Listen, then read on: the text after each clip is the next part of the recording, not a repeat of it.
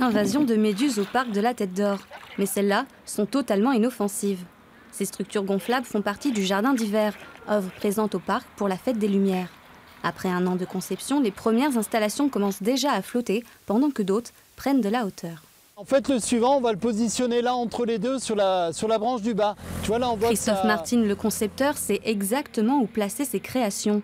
Dans les arbres, ce sont des amours en cage. 50 au total vont éclairer le parcours des visiteurs à travers les chemins du parc.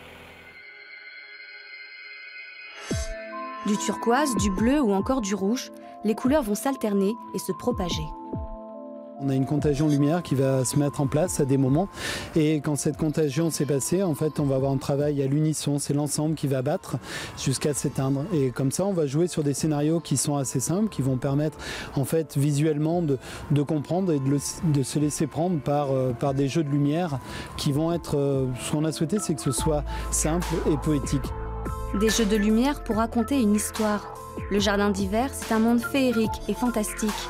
Deux univers se côtoient, celui de la forêt et celui de l'eau. Ces espaces seront protégés par des carpes et des libellules volantes, et après, à chacun de rêver et d'imaginer ce qui va leur arriver. On aimerait que les gens puissent amener une part de leur imaginaire à travers ces installations. Alors après, il y a peut-être des choses qui vont parler plus directement, avoir une signification plus concrète, mais c'est vrai qu'on aime bien laisser une part d'imaginaire dans tout ça pour que les gens aient la liberté de s'évader. Voilà. 6 sphères avec des végétaux vont être ajoutées dans la semaine. À peine installées, ces structures intriguent déjà les habitants. Tous les habitants.